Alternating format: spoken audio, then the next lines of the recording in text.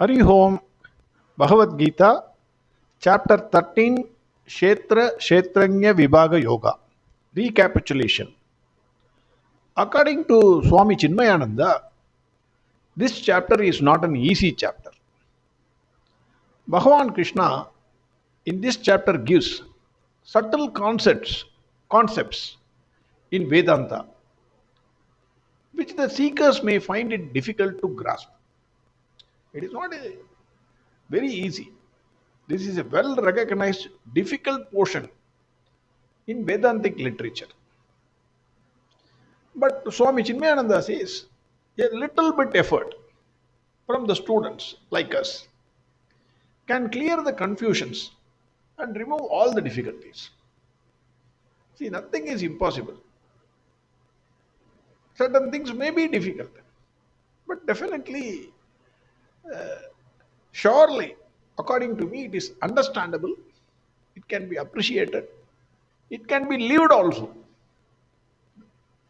I strongly feel that way. This chapter begins with a question from Arjuna.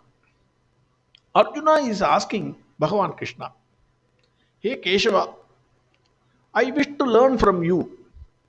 1. What is Prakriti and Purusha? 2. What is Kshetra and Kshetranya? And 3. What is knowledge and what ought to be known? These are the three pairs of questions which are raised by Arjuna to Bhagavan Krishna. The entire chapter is Bhagavan Krishna's answers to the Arjuna's questions. Bhagavan takes up the second question first. He says in verse 1, this body is known as Kshetra. The one who knows it is called as Kshetranya. This is what is declared by the sages. Then in verse 2, Bhagavan declares a profound truth. He says, Ye Arjuna, please know me as Kshetranya in all the Kshetras. The knowledge about Kshetra and Kshetranya is considered to be knowledge by me. In verse 3, Bhagavan said to Arjuna, Hey Arjuna, I will tell you in brief what is Kshetra, what is its nature, what are the modifications that it undergoes, and also who is Kshetranya, what are his powers. Everything I will tell you. In verse 4, Bhagavan says, what I am going to say, this has been confirmed by rishis. Whenever rishis say something, it is always of scientific precision, that is full of logic and reasoning. Rishis have sung about Kshetra and Kshetranya in many ways. Bhagavan simply says, what he is going to say is nothing new, but what was confirmed by the rishis, many rishis. This means it is not a new path, but a beaten path, well tested route by which many have achieved success. Because generally, every human being has hesitation if it is for the first time. Suppose somebody makes a medicine and he says, you are the first patient, you please drink it. Nobody will have it. You will say, why you are testing me? You test somebody else and then come to me. So Arjuna may be having this in mind. That is why Bhagavan says, hey Arjuna, what I am going to say, don't think you are the first person on whom I am testing this. Many rishis have done this. They have achieved success also. So you can take this without any doubt. That is the crux of this verse. In verses 5 and 6, Bhagavan says, what is Kshetra? He says, the 5 great elements, 10 senses, mind and intellect, ego, 5 objects of the senses, desire, hatred, pleasure, pain, body, fortitude, all this belong to Kshetra. In the next 5 verses, that is verses 7 to 11, Bhagavan indicates the 20 qualities that reflect Kshetranya. Instead of defining what is Kshetranya, Bhagavan gives the nature or qualities of Kshetranya, the person who has realized it. These qualities are natural outcomes or behaviors of one who has realized the Kshetranya in himself. Those qualities are 1. Humility, absence of pretension, ahimsa, forgiveness, straightforwardness, service to Guru, purity, steadfastness, self control, indifference to objects of senses, absence of pride, clearly knows the pains of birth, death, old age, and disease, non attachment, not obsessed with wife, son, house, etc. Balance of mind in desirable and undesirable situations. Unswerving devotion to Bhagavan Krishna. Being alone, not lonely, being alone. There is a huge difference there. Avoiding company of bad people. Always dwelling upon the knowledge of self. Perceiving the goal of true knowledge. All these are declared to be knowledge. And what is ignorance? Simply Bhagavan says, whatever is opposed to this is ignorance. Finish. In verse 12, Bhagavan said, Hey Arjuna, I will declare to you what is to be known, knowing which one gains immortality. That is Brahman, the beginningless and limitless. Bhagavan also said that Brahman is existent and also non existent. A paradoxical statement, beautifully explained by Bhagavan. Then in verse 13, similar to Vishwarupa Darshan Yoga, Bhagavan declared that Brahman has eyes, ears, hands, and legs everywhere. Brahman pervades everything in this universe. In verses 14 to 18, Bhagavan declared the nature of Brahman. Brahman is one without senses, unattached, sustainer of all. He is free from qualities, but is the experiencer of the qualities. Brahman is outside and inside, unmoving yet moving, unknowable because of subtlety. It is near and also far away. Brahman is undivided, yet exists, as if divided among the beings. Brahman is the creator, sustainer, and destroyer of beings. Brahman is the light of all lights. It is beyond ignorance. Brahman is knowledge and is also the object of knowledge. Brahman is seated in the hearts of all and it can be reached only by knowledge. Bhagavan concludes in verse 18 by saying that the Kshetra, the knowledge, and what is to be known have been briefly explained. Knowing this, a devotee will reach me. That is what Bhagavan Krishna said in verse 18. Then Bhagavan takes up Prakriti and Purusha. In verse 19, Bhagavan said, Prakriti and Purusha, both are beginningless. But all the modifications and qualities are born only out of Prakriti. In verse 20, Bhagavan said, Prakriti is said to be the cause for creation of this physical body. And Purusha is said to be the cause for experience of pleasure and pain. In verse 21, Bhagavan explained, Purusha seated in Prakriti experiences the qualities born of Prakriti.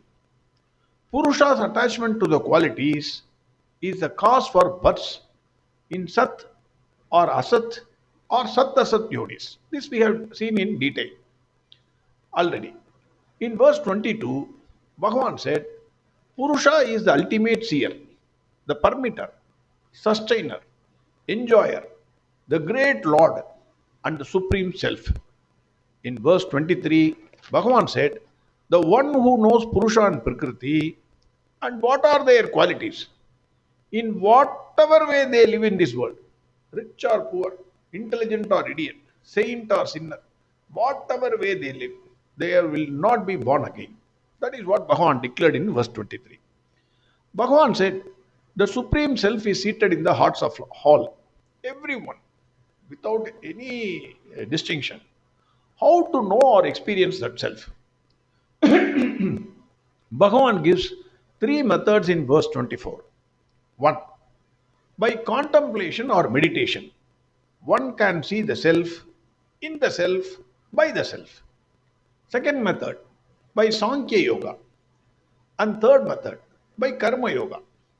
Three different methods for three different types of mind and intellect equipments. Bhagavan understands the difficulty of majority of people who may be unintelligent with regard to the philosophical knowledge. In the material world, they may be treated as highly intelligent and brilliant people, earning a lot of money. But with regard to this knowledge, they may not understand these subtle philosophical truths. Very difficult. Even for intelligence, it is extremely difficult. Intelligence as prescribed in this material world, as treated in the material world. For them, Bhagavan gives a way out in verse 25. They, having heard this knowledge from their guru or teacher or scholars, they regard what they heard as supreme refuge. They also cross death. Because if you go to a guru, maybe it could be a Ramanama or it could be a Krishna Nama or Hare Rama, Rama Rama, Hare Hare. Hare Krishna, Krishna Krishna. Many have, by chanting merely this, merely in the sense, we look it as merely, but they say this is the most powerful mantras. So by chanting these names, many have crossed the ocean of births and deaths. That is what Bhagavan says in verse 25. Having explained Kshetra, Prakriti, Purusha, knowledge, and what is knowable, Bhagavan explains how to use this knowledge and for what purpose. How to apply this knowledge. In verse 26, Bhagavan says, whatever is born in this world, whether moving or unmoving, whether plants, trees, insects, birds, animals, human beings, whatever it is, they are all combination of Kshetra and Kshetranya. Everything has a body, everything has a life. So they are a combination of Kshetra and Kshetranya. In verse 27, Bhagavan declares who is having a clear vision and who is having cataract. The one who sees the presence of Bhagavan in all beings, the imperishable in the perishable. Body is perishable, spirit is imperishable. He alone sees. Bhagavan declares this clearly. One who sees the imperishable in the perishable, he alone sees. In verse 28, Bhagavan declares the greatest secret. He says, the one who sees Bhagavan dwelling everywhere, he does not destroy himself by himself. He reaches the ultimate goal. He is the only one, according to Bhagavan Krishna, who does not commit suicide. In the sense, he does not waste this precious human birth. In verse 29, Bhagavan says that he who sees that actions are performed by Prakriti alone and self is actionless, that is, by mere touch of the self, Prakriti performs actions, he alone sees. In verse 30, Bhagavan said that the one who sees the plurality of beings are supported by Brahman and projected from the same Brahman alone, he alone sees. Many a times we have seen the same example of sunlight getting refracted through the prism. We see the VIBGR and say, what is it? It is nothing but the same sunlight. Brahman is the refraction. All these colors are nothing but the refraction of the same Brahman, same light. That is what he is saying. Brahman is, the entire colors are supported by sunlight. And it is only a projection. That is what Bhagavan says. Brahman, the plurality of beings are supported by Brahman and projected by the Brahman alone. In verse 31, Bhagavan said, the Supreme Self, the imperishable, the beginningless, the limitless, and without qualities, even though dwells in this body, neither performs any action, nor tainted by the actions performed. Then, to explain this, in verses 32 and 33, Bhagavan gave two examples to explain the connection between Kshetra and Kshetranya in all the bodies. In verse 32, Bhagavan said, like the space that is not affected by the actions of this world because of its subtlety, the self is not affected by the actions of the Kshetra. In verse 33, Bhagavan gave one more example. Like the sun which illumines the entire world, but is not affected by the actions of this world. The Kshetri, that is the Kshetranya, illumines the entire body but not affected by the actions of the body. Bhagavan clearly, in a lucid manner, explained everything. But in spite of explaining everything in detail, there is one more important step which is required, the ultimate step that is required to achieve the goal. Bhagavan said in verse 34, what is required is Jnana Chakshusha, eye of wisdom. Mere bookish knowledge, I am not saying it is a waste. Without this knowledge, how the eye of wisdom can be opened? Without this knowledge, we will be living one more drop in the ocean. We will be living our life as it is, and then we will be going. This knowledge is important. With this knowledge, that alone is not enough. The last one step, the difficult step, eye of wisdom. We have to open the eye of wisdom. That is what Bhagavan says in verse 34. One should have eye of wisdom and not mere knowledge. The one who with this eye of wisdom is able to distinguish between Kshetra and Kshetranya and able to liberate himself from Kshetra, naturally he attains the supreme. Even in this world, he lives happily. Whatever be the circumstances in this world, whatever be the sorrows, I understand the difficulty, but it is not impossible. That is what Bhagavan Krishna also feels and says. Arihom Sarvam Krishnarpanamastu.